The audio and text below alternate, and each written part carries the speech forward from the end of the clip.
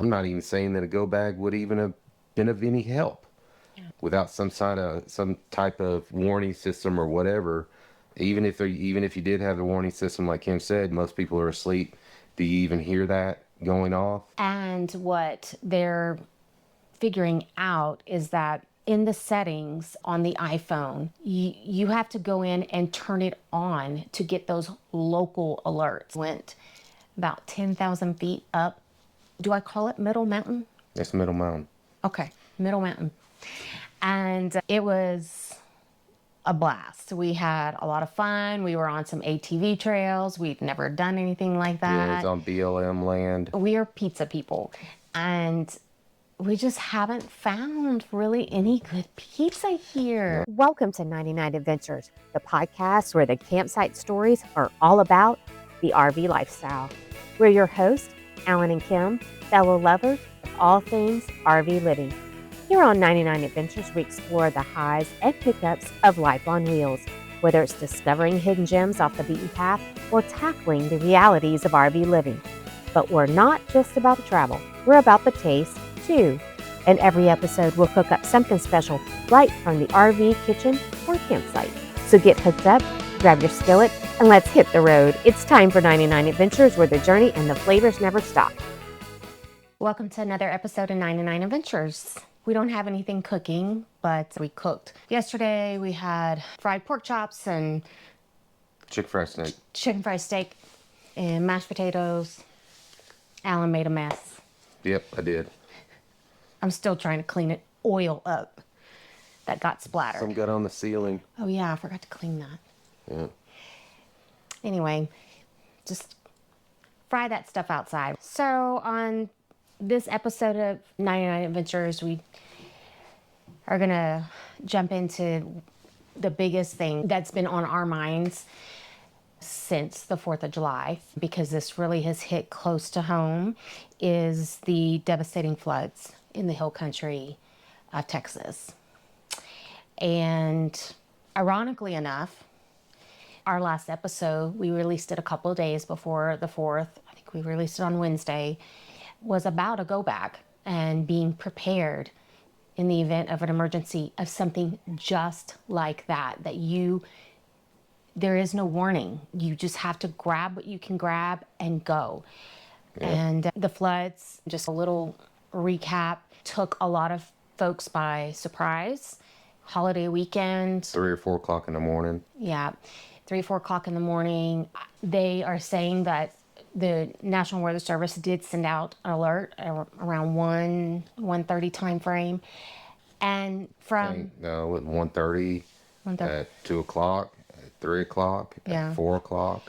I can say that there's a good chance we wouldn't have heard an alarm like that, because my phone's on Do Not Disturb at night, except for the few people in my favorites that can get through. It's just been a huge tragedy. The 27 girls and campers and camp counselors at Camp Mystic, it's been confirmed at this point that there were 27 that perished in the floods. And that camps, especially in the hill country, just a really big deal in Texas. I have a really good friend who was a counselor there at Camp Mystic, and Ashlyn, our daughter, said that she has known a lot of her friends that attended Camp Mystic over the years and during the summers and everything. Like it's been said, it's an institution. Generations of people have gone there. It's not just the camps. It's, number one, it was July 4th weekend. And right. So where this flood occurred was essentially from Kerrville, Texas, all the way to Canyon Lake. And so you're talking, as a crow flies, about 120-mile stretch of river. On any given weekend in that area along the Guadalupe, there are thousands of people, not just at camps, summer camps, but RV parks, camping along the side of the Guadalupe. And so you can imagine what the population was like for July 4th weekend. The floods, like I said, about 120-mile stretch. But the flooding didn't occur necessarily or start in Kerrville. That's where literally, not everybody's life is important, but the largest population of people would have been from Kerrville to Canyon Lake. But the actual flooding started around Hunt, Texas. Massive amounts of water dropped in that watershed. Literally, this river went from almost nothing to 27 feet in less than 45 minutes. Yeah. So this is literally a wall of water that is going from Hunt into Kerrville and on into Canyon Lake. And so everything in its path was just devastated. I don't need to school everybody on how a flash flood works, but I think really the most important thing to take away is that just because you're camping in a specific area, you're not always going to know the area that you live in. Mm-hmm. We know that area because that's where we're from. We home base out of Medina, Texas. So it's really close to where we home base. And we know that flash flooding occurs in the hill country because it's lots of hills and rocky type surfaces and water just flows right off of it. Mm-hmm. So I think the main point is that when you're going camping, while it's good to pay attention to where you're going, weather, it's also good to be cognizant of the weather around and how that weather around you is going to affect you. Same thing happens out in desert country, flash floods, right? You could be camping in a dry riverbed.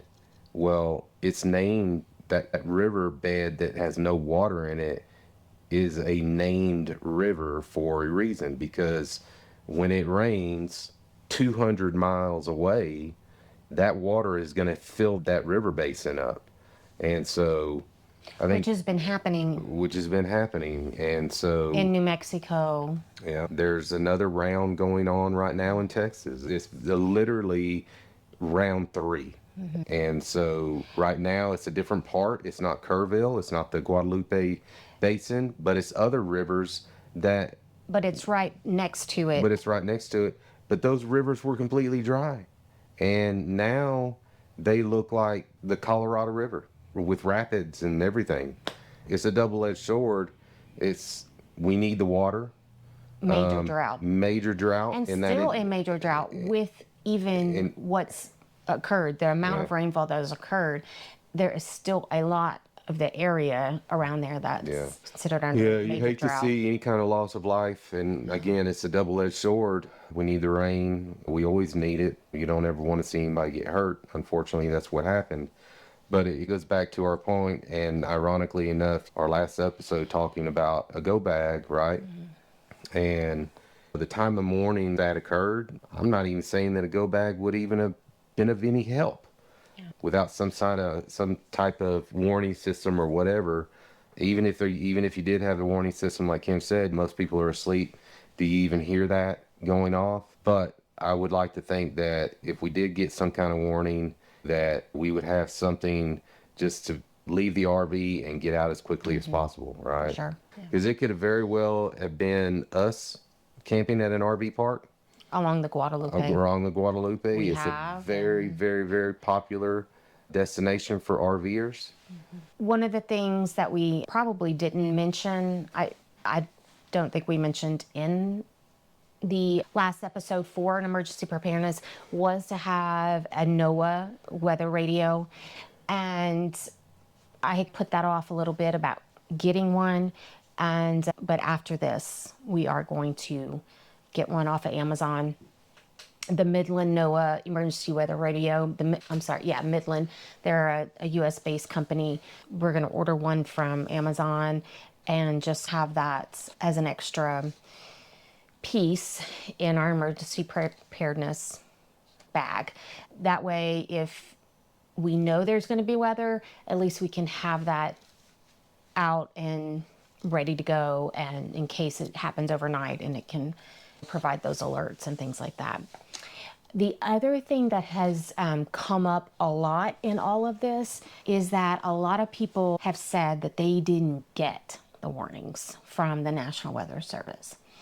And what they're figuring out is that in the settings on the iPhone, you have to go in and turn it on to get those local alerts. So if this isn't your local area, you're just on vacation there, you may not get those weather alerts because you're not local. It's GPS enabled. Yeah.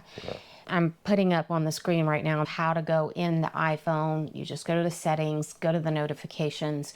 You're going to scroll all the way down and it says government notifications. There's the Amber Alert. There's emergency notifications. You go in there and just make sure that is toggled. And I apologize, but we do not have Android phones, so I'm not exactly sure how it would work on an Android. Just Google it. It'll be easy. But a lot of people, what they're saying on the news, a lot of people, they opt out of those. They don't want to be bothered by the weather alerts and stuff. And this is one instance where probably want to be woken up at 3 or 4 o'clock in the morning. As we sit here and record this, we're watching the news. Flash floods on behind the us. flash floods in Texas that's going on in At the Frio. in the Frio River right now, and it looks exactly like the Guadalupe did, A week ago. Yeah. And 2 weeks so ago. A week ago. I don't believe that anybody has lost their life in this one. I think No. there was enough forewarning, and people were little real more. gun shy about the whole deal. So I don't believe anybody, but there's been a lot of people in the past on that same exact river that we're watching right now, the Frio River, and We've camped at. exactly RV get swept away, people get swept away.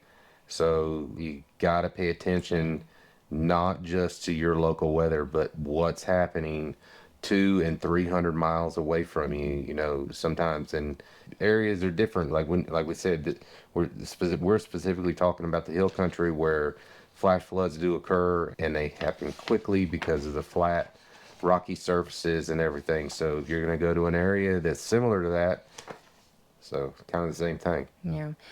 Alan said, how many miles from the Guadalupe to Canyon Lake? 120 or From Kerrville? Yeah, I mean from Kerrville. Yeah. Probably 120 miles, I would say. Yeah. And on July 3rd, the day before everything happened, Canyon Lake was only 46% full. Currently it's 64% full, and it was 63% full the next day. So That's July how much water. 4th. That's how much water. That's that wall of water that we're talking about. So, but our hearts go out to everyone that's been personally affected. I do know some folks there in Hunt that their property was affected and impacted, and actually responders have been using their property to set up camp and things like that. Of course, here, even though Texas is this big state, it's like everybody knows somebody who knows somebody that has been personally impacted. yeah, on this they're out particular of one, this. for sure, because of the weekend. Yeah. Yeah. But we're continuing to keep everyone in our prayers, and the first responders and all of that, just as the recovery and the rebuilding finishes and continues for years probably to come. Yeah, absolutely years. Yeah. On a lighter note, we also wanted to talk about a couple of adventures we've been on in the last couple weeks since we put out our last episode. Just this past weekend, we went and rented four-wheelers and headed up into the mountains. We went about 10,000 feet up. Do I call it Middle Mountain? It's Middle Mountain. Okay, Middle Mountain. And it was a blast. We had a lot of fun. We were on some ATV trails. We've never done anything like that. Yeah, it's on BLM land. Bureau of Land Management owns that. Well, we all own that area of land. So they have trails cut out throughout the whole. They're clearly marked. It was a good time. Yeah, We did a 4-hour trip. We used every bit of the 4 hours. we did. Yeah. And it gets up there, like I said, about 10,000 feet. And certain parts overlook Vallecito Lake. Vallecito. And we rode all the way up to this little town. It was a town back in the late 20s, not for very long. Apparently it was like an old mining town, and we're going to go back up there probably and bring our bikes and ride up all the way into where the little town was. We only went as far as where the sign was and the gate to go further up. But it was an old mining town back in the late 20s, and it didn't really, It never amounted to anything. yeah, So the little community. And so it's called Tuckerville. So we just had a blast, and I'm running footage right now over this and just us on the four-wheelers. The other thing we did last week was we went to Pagosa Springs, Colorado. And that's about an hour from here, or an hour and a half. it's only 40 something miles. Yeah, so it's about an hour. Yeah. Yeah, it's about an hour from here. And of course, it's really well known for its hot springs. And we didn't get an opportunity to do that yet, but I do want to do that. I do want to go and do the hot springs. And you don't have to come with me, because I know you don't really like that, No, not my thing. but I want to do it. We just walked the streets a little bit. They're doing major construction on the main road of Pagosa, and they're like digging up the entire road and resurfacing. Kind of a mess. Yeah, Mess right a now. lot of traffic, and it was hard to get to a lot of the shops. That was over July 4th weekend too, wasn't it? Yeah, that was Yeah. July 4th weekend. Yeah, it was. Oh yeah, it was on. Yeah. But they have a lot of nice shops to go to, and you just walk around.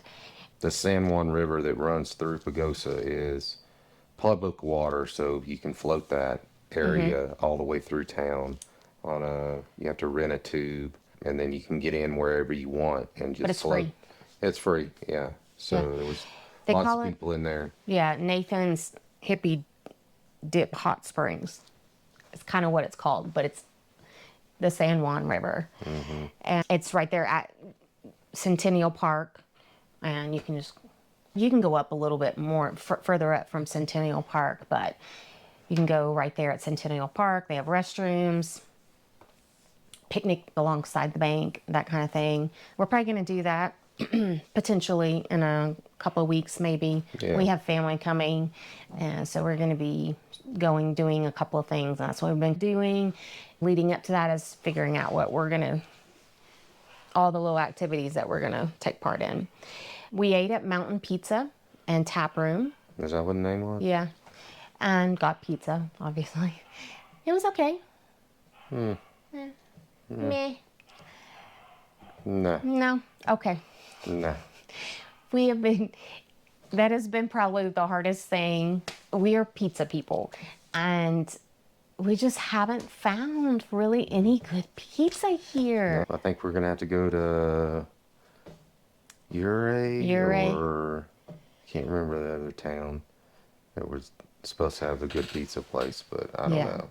We'll get up there. Yeah. We're still keeping with take our time doing things, right? We don't need to do something every single weekend, every day of the weekend. But we could, there's but we so don't. much to do. But we don't, because our plan is to come back here next year for the summer and do a little bit more. And then if we decide to come back, then we'll finish up. But there's so much to do here. We're just going to take our time doing it. So, Yeah. But if anybody knows any good pizza around here, please let us know. yeah. Because we've been hard pressed. That and our HEB Yeah. and the prices at HEB Yeah. versus where we're at. Kind of crazy. We've been difference. spoiled with the grocery shopping. You do get spoiled with the grocery shopping if you're in Central Texas, South Texas. HEB is pretty much the only game in town for the most part. And I'm okay with that. I wanted a rotisserie chicken, and I could always just go to HEB and get an already cooked rotisserie chicken. I went to the little store in Bayfield. Nope, nothing. I went to the Walmart in Durango. Nope, nothing. Finally found one at the Walmart in Pagosa Springs. And I'm like, I just wanted a rotisserie chicken. Like, I guess I'm going to have to cook it myself. Or you I are. just don't eat rotisserie chicken. But I made a really good recipe with it. I used it to make this macaroni Yeah, that was pretty good. tacos, chicken, macaroni dish. Yeah. Anyway, I had a recipe, but then I made it up myself. So anyway, back to Pagosa Springs. We just walked around. Oh, there was the arts and crafts show type thing with vendors out at Centennial Park. So we went through that and just looked around, found some good smoked or summer sausage stuff, and Yeah. I got a little t-shirt that I'm enjoying, and that was it. I mean, it was okay. I think with all the construction, it put a damper on Put a it. damper to it. So Yeah, it was okay. I don't think we'll go back, but you know, unless it's to go for the hot springs. yeah. So that's a couple of things that we've been doing over the last couple of weeks. Of course, I work full time from the rig, and Alan's doing the work camping thing, and it's been pretty busy here at the park. We've just been enjoying everybody here at the park. Alan's been fly fishing and catching trout and things like that. So we've just been doing some of that low key stuff too. Yeah. The main point of this video is, again, just re-emphasizing the preparedness part of being out, not necessarily just in an RV, right? We happen to be in an RV, but just in general and being prepared from a supply standpoint and from a logistical standpoint. So Yeah. go back and look at our other video. We talk about, I'll leave a link. yeah, we talk a lot about what we have, and then we're talking now about the things that we're going to add to those bags, and then just go from there. It's a work in progress. You can add and take away as you need, but just be prepared. I'm, again, looking at this flooding Yeah. right now. Yeah. So, And apparently the governor had a briefing on the statewide response to all the flooding, because it's not just been in the hill country, but it's also been in the Austin area, west of Austin and east of San Antonio, a little north of Austin as well. So it's just been a lot in central Texas. A lot of rain, a lot of flooding, and lots of lives lost. a lot of lives lost. Yeah. I will leave a link if you feel the need to donate, especially for Kerr County and Kerrville. I think the name of it's the Texas Hill Country Foundation, something like that. I will leave a link. And if you feel compelled to provide some support, they're saying that's the support that they need right now. They have all the resources. They have the people. HEB is providing food.